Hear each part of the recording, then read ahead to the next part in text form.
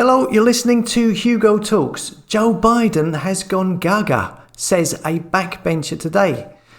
Wasn't it Tony Blair said that Biden was an imbecile just the other day? Or was it that he was imbecilic? Is that not the same thing? And all of these people that supposedly voted for him and crowing at the time about how great it was that this fella had got the election, and now are saying he's a moron, he's not fit to be president. And if you're talking about his age and his mental faculties, well, it was clear that there was a couple of slices missing, wasn't there? I mean, he wasn't a full loaf of bread back before the election, so that's no excuse. The problem is that these people just don't realise it is all a show.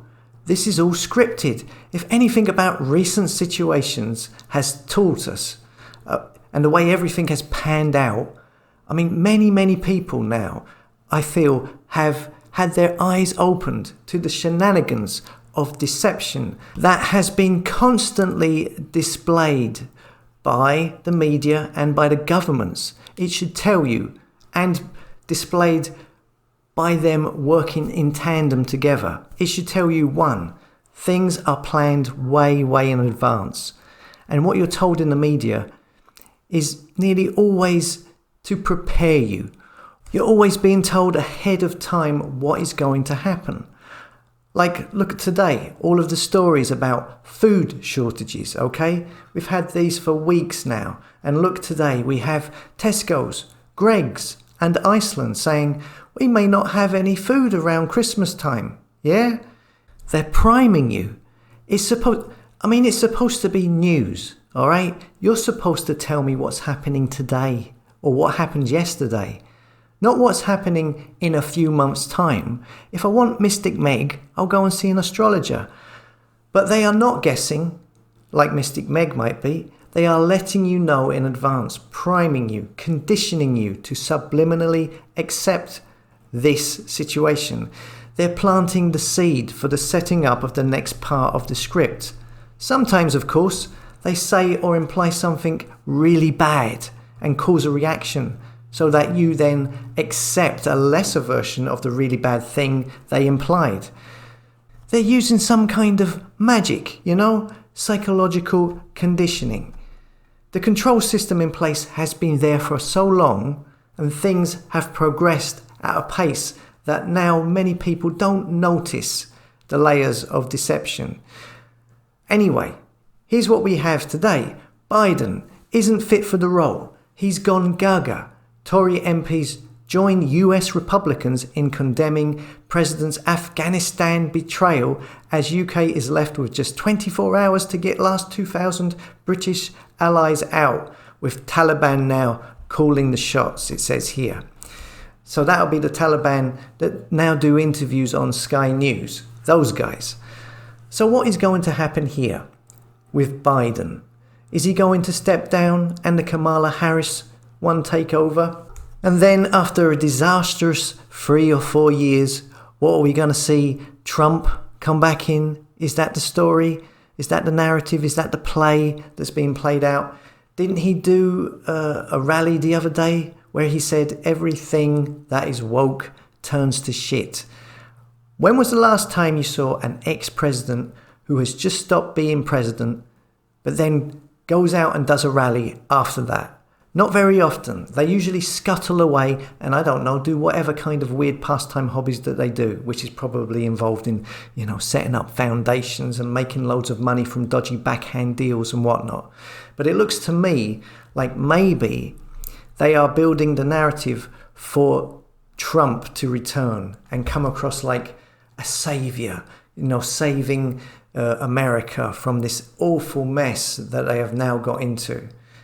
A mess, no doubt, brought on by a financial collapse, amongst many other issues. And I see a lot of people who still think that Trump is on their side and failing to recognise that he is just another side of the same coin, another cheek of the same arse. He is playing the popularity part. And I think that the plan is to bring him back in later on. People, you need to switch off of this left and right nonsense. This Republican, Democratic, Labour, Conservative. This is the trick that has been pulled on the people for so long. Nothing will change until people realise the amount of control that the governments and the media utilise over the public. It is extensive and extends into every part of everything you see, and how these things are planned so in advance, so little is left to chance. And anything that doesn't play into the agenda is not the mainstream media. It's not there. It doesn't get reported on unless of course, it is to destroy the credibility of someone or something that is going against what these people are pushing at the time. And even now, we have pretend people put into those positions of going against the narrative, so that they will always lose in a debate, so that there is no chance of them winning the argument. So there is nothing to surprise the presenters of those shows. That's why these mainstream media channels and outlets are hopefully on the way out. Look at the story from Ireland last week, which I covered on hugotalks.com, which left out very important information. I mean, it's a fecking disgrace. And, it's just, like I said the other day, that the world is split into two camps: the illusory world of fairy tales and make-believe, and the real world of the truth, the one we all inhabit in ourselves, not the ones we are subjected to by these screens, whether they be on a television, on a phone, or on a laptop. I mean, I get dozens of emails from people who say they are sick with worry, feel anxious from something they've just read or seen on the news. You see, you're allowing them to influence you too much. And if you can't switch off from that, then maybe it's best if you don't look at these things at all. I mean, don't let it affect you. It's easier to just not look at all. Over time now, the influence of these muck spreaders has grown so big, and they realise, especially now with what's happened recently, they've realised they can be so effective amongst those that are easily led and don't think for themselves, that they're now running amok. And that's why when you hear people saying things like, "Oh, this is crazy. Are we living in a twilight zone?" It's because your head has spent too much time being influenced by the illusory world. Take a break. Get out.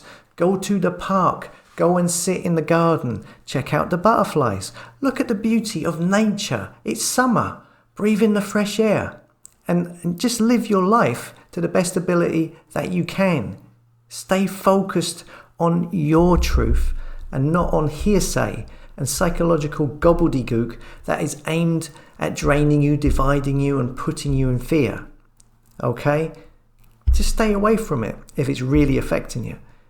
It doesn't affect you if you don't look at it. Okay? Stay safe, stay focused, keep the faith, and come and subscribe to the tribe at hugotalks.com, a place for like-minded souls who don't follow the fake stream media.